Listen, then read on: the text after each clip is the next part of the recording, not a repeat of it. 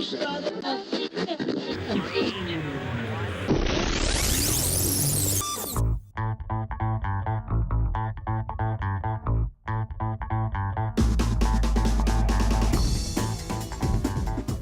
you for tuning in to the Street Writer Podcast. I'm your host, Noah.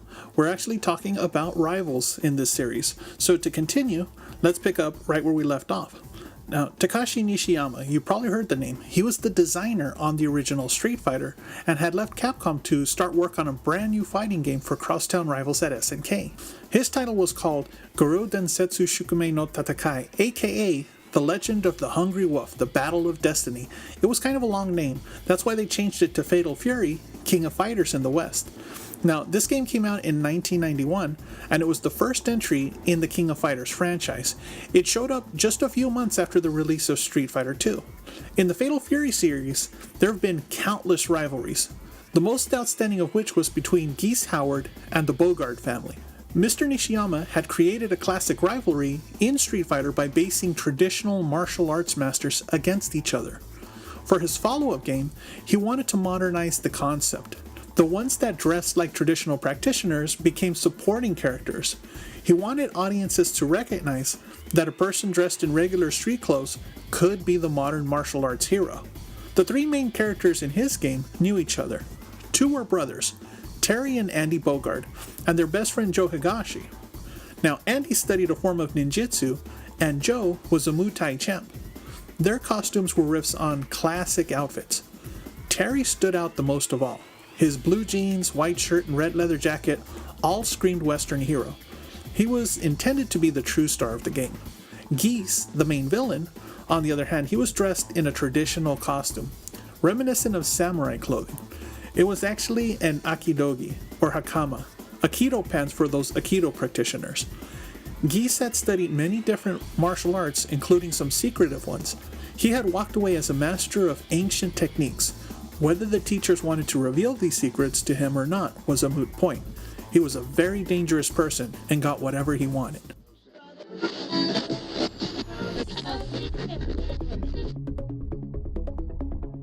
Geese and Terry, like many of the main characters in SNK fighting games, had moves based on fictional styles and supernatural abilities. They could direct energy waves from their bodies to their hands and feet. They could even send energy waves through the ground and bowl over opponents. While Geese had studied traditionally under different masters, Terry was literally more of a lone wolf. He learned how to fight on the streets and picked up various techniques along the way.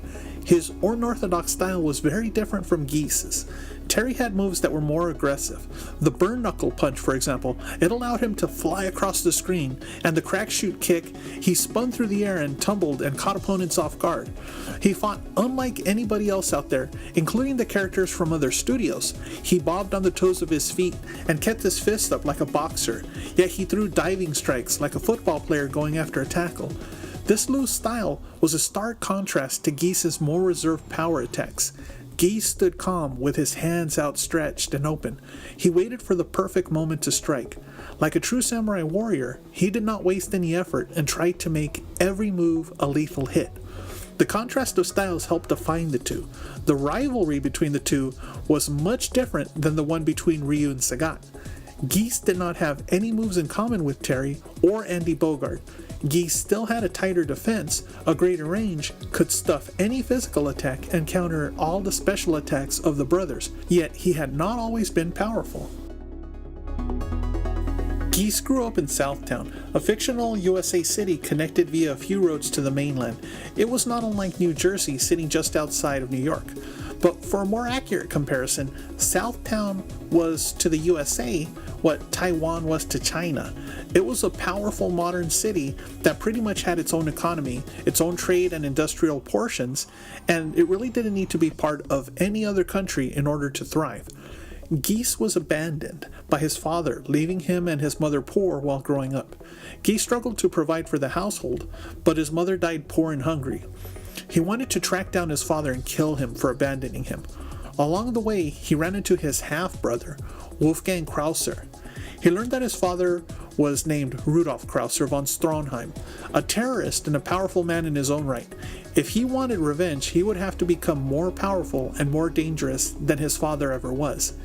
Geese set out to do this by studying the most dangerous fighting arts. He picked techniques up from Toji Sakata, a character that later appeared in Fatal Fury Wild Ambition, as well as the grandfather of Mary Ryan, aka Blue Mary, a detective from Fatal Fury 3.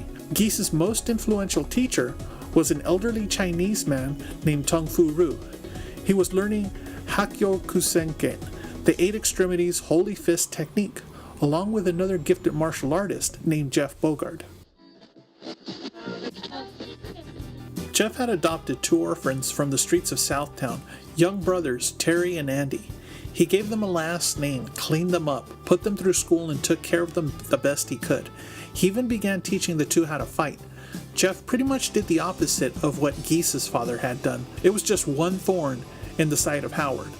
The other was that the final techniques of Tung Fu Ru would only be taught to his best pupil. Ru could tell that Geese would only use the techniques to hurt people and attain more power. When Tung Fu Ru named the senior Bogard the new master of the dojo, it sent Geese into a frenzy. He killed Jeff in front of Terry. Terry was barely 10 at the time and could do nothing to stop the murder. From that point on, the 2 brothers swore that they would become great fighters and take their revenge. Geese disappeared shortly after and set about completing his goal. He would take over Southtown from the inside, starting with the gangs and mobs, and work his way up to taking control of the corporations. To outsiders, Geese was a self-made tycoon, respected in business and political circles. To everyone on the street, Geese was to be feared. Even before he murdered Bogard, he had already started his own criminal empire. His first henchmen were Ripper and Hopper, 2 guys in suits and sunglasses, one bald and one with long black hair. They were often seen in stage backgrounds and official character art. They were ruthless enforcers that helped infiltrate the rival organizations. The previous crime lord of Southtown was a tall man named Mr. Big. Like all villains in fighting games, he was also a martial arts master. Mr. Big wore fine suits, fur coats, and fought with 2 sticks. He was eventually dethroned by Geese, and rather than being executed, he was turned into his right-hand man. Geese believed in the old saying, keep your friends close and your enemies closer. Geese also recruited a master of stick fighting from Great Britain known as Billy King to act as a bodyguard. Those that Geese couldn't buy or intimidate, he often killed. Yet, there were some people that he saw as threats, but kept around to fulfill a purpose. Takuma Sakazaki was possibly the most dangerous fighter in all of Southtown. He was the founder of Kyokugen-ryu Karate, the extreme, utmost limit way of the open hand. Takuma was somebody that Geese could not beat in a fair fight. Mr. Big was aware of this and also respected and feared the fighter. When Mr. Big was trying to muscle out more territory in Southtown, he decided to kidnap Takuma's daughter, Yuri, and blackmail him into becoming an enforcer. Takuma did what he was ordered to do, but he wore an ancient Tengu mask and called himself Mr. Karate. He wanted to hide his identity and distance himself from what he was being forced to do. The Mr. Karate persona of Sakazaki was completely ruthless. He wanted people to fear the character more than any crime boss. He was eventually stopped by his son, Ryo Sakazaki, and their family friend, Robert Garcia. Now, the reason that I bring all of this backstory up is because Mr. Nishiyama and his team were creating a narrative that would bridge several games together. The story of Geese Howard and Terry Bogard would be explored in the Fatal Fury series. The story between Mr. Big and Mr. Karate would be revealed in The Art of Fighting, an SNK game released in 1992. The events of both franchises laid the foundation for the King of Fighters series, which officially debuted in 1994. Having an understanding of where the characters came from, where they were going, and how they fit into the world took a tremendous amount of planning. The team at SNK didn't want to move from game to game and have nothing supporting the characters. They wanted every fighting game to be interconnected. They didn't want to have throwaway characters or bosses that simply faded away either. By thinking 3 moves ahead, the games were consistently good. Audiences were hooked with the series because of memorable good guys and bad guys. Mr. Nishiyama had done something similar, albeit to a lesser extent, while with Capcom. Many of the original Street Fighter characters were inspired by martial artists, but none had as much depth to them. at least not as much in the sense of purpose. The more interesting ones would return, and the studio began exploring their backstory. Think about where Sagat came from. It wasn't really explained in the first game. He was simply the champion when Ryu met him. Later on, the studio invented the character that took his eye, someone named Go Hibiki, that just happened to look like Mr. Karate. Capcom and SNK had been trading jabs with each other because there were early competitors in the market.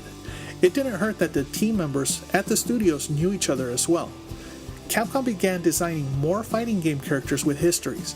If you look at Guile and Chun-Li, they were much better developed than the original Street Fighter cast and became bigger hits with the community than the original characters. SNK demonstrated that fighting game characters with planning and backstory tended to be more memorable than just those with cool looks. This level of detail did not just apply to the characters, but also to the world that they inhabited.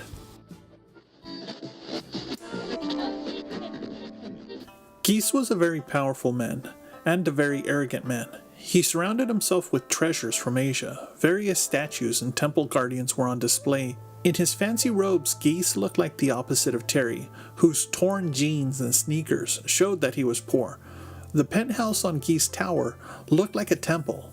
This would be the setting for the final battle in Fatal Fury. It told a story and framed the rivalry between Terry and Geese.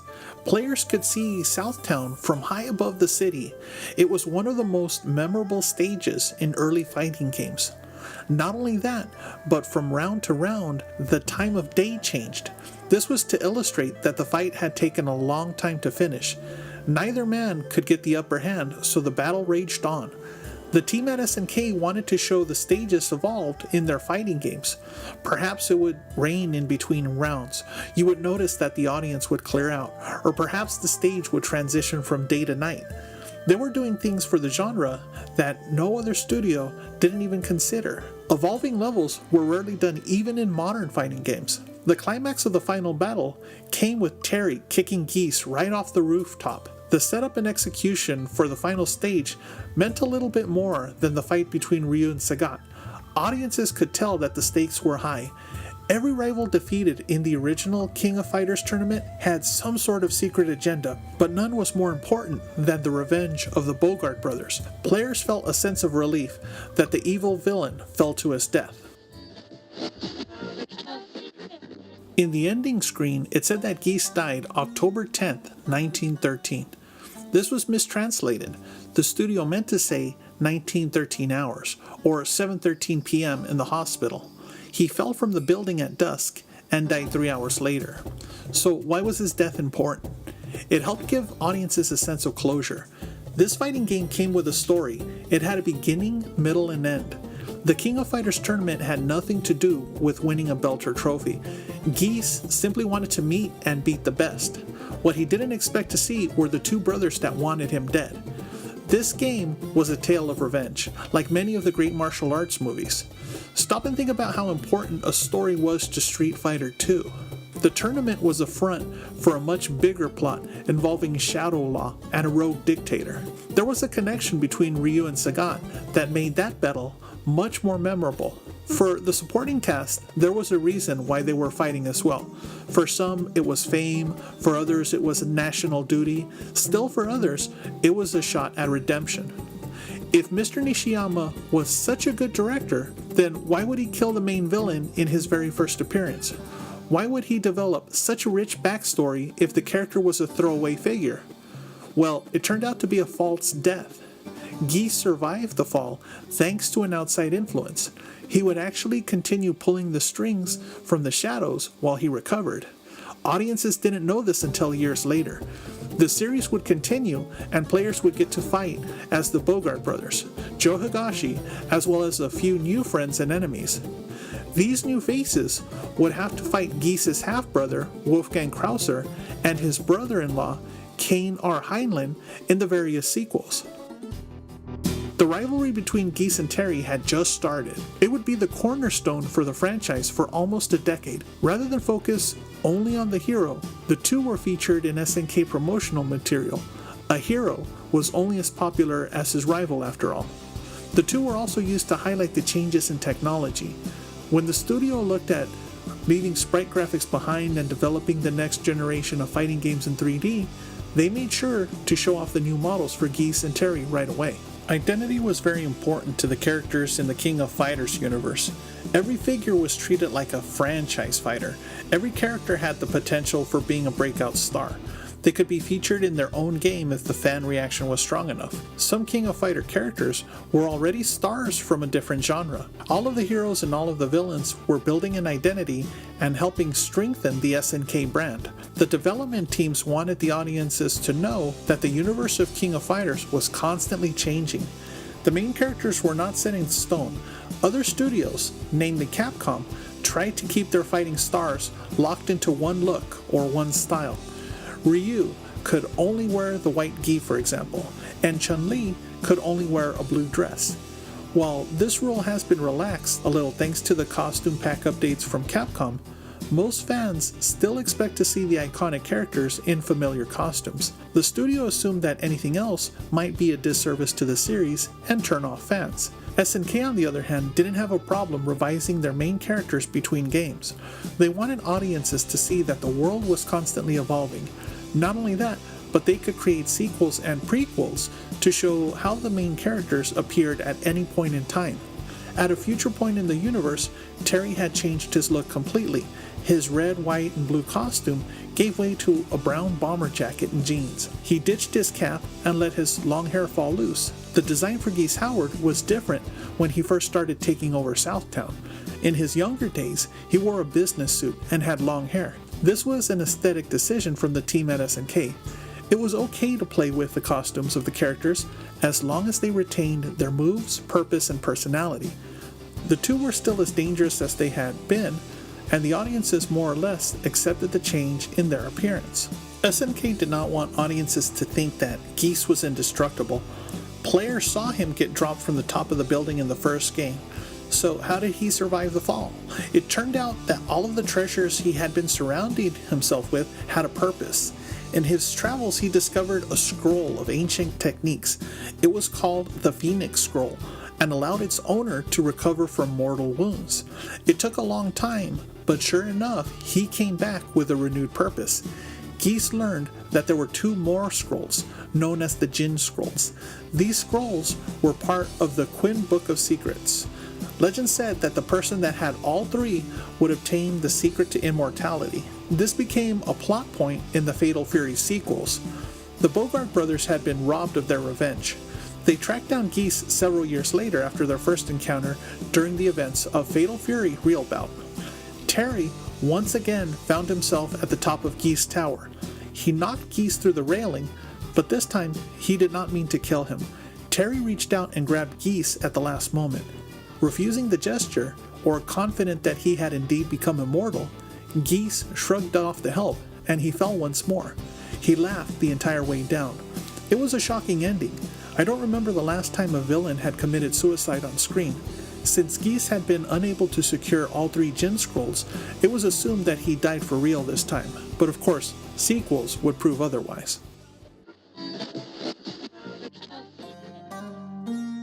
When Terry first knocked Geese from the tower, he did so out of rage. As time went on, he realized that he had made a mistake. Of course, not getting caught by the police for murder of Southtown's biggest crime boss was a blessing in disguise. Killing Geese would not bring his father back. If anything, Terry dishonored his own family name by fighting for the wrong reasons. Terry tried to make amends the next time they battled, but Geese refused the gesture. The death weighed heavily on his conscience. It was not every day that you could say that a great rivalry ended with the hero feeling guilty. Just like you could say that it was not every day that a rivalry started with the hero killing the villain. This story did not end there, however. Terry discovered that Geese had a son named Rock Howard. Geese had abandoned his son, just as he himself had been abandoned. Terry became the surrogate father for Rock, guided him, and taught him some of his own fighting techniques. What made Rock unique was that he had a mix of both Geese and Terry's moves, but thankfully none of his biological father's evil tendencies. His uncle, Kane R. Heinlein, did try to get Rock to side with him and throw Southtown into chaos and create what would be known as the Second Southtown. Rock refused and battled his uncle during the events of the King of Fighters Maximum Mayhem tournament. One of the great all-time fighting game rivalries was a clash of ideals. Terry Bogard and Geese Howard each came from broken homes. Both had lost their parents at a young age. Each made it to adulthood, and each became a powerful fighter in the process. The decisions they made along the way defined one as good and one as evil. The two were very similar otherwise, and I don't mean just on a physical level. At the core, they had strong wills and were fiercely determined to overcome all obstacles and achieve their goal. This was something that Sagat and Ryu did not necessarily have in common. They were rivals, but they did not share many traits. Both fought to become the strongest Street Fighter and defend that title. SNK had a completely different approach to the genre, and it was refreshing. The pre-planning by Mr. Nishiyama and his team paid off in Fatal Fury and the various sequels. Terry, Geese, and the rest of the King of Fighters cast would enjoy an incredible fan following. The success of the series demonstrated that there was more than one way to frame a rivalry. Planning had a lot to do with it. Think about successful books and movies. The creators had to know their world and how it worked backwards and forwards before sharing their story. J.K. Rowling had to know the history of her magical world, who came before, and how everyone was related. She then sprinkled those details all throughout the Harry Potter books. George Lucas had to know how the Force worked and the history between the Sith and the Jedi as he told the Star Wars trilogy. Mr. Nishiyama had a clear picture of Southtown and the origins of the King of Fighters tournament. He was very familiar with the most dangerous men in that universe before he told the story of Fatal Fury. These were important lessons for budding creators to remember. You must always know where your story comes from before you can tell people where it's going. Revenge was a powerful motivator. But what about other great rivalries in fighting games? What else caused a rivalry to start? We'll take a look at one of the most important ones in the next broadcast. Thank you for tuning in to the Street Writer Podcast. I hope you enjoyed this presentation. If you'd like, please go ahead and leave a comment or ask a question and share a story. And if you feel especially generous, be sure to sponsor me on Patreon. Thank you for listening.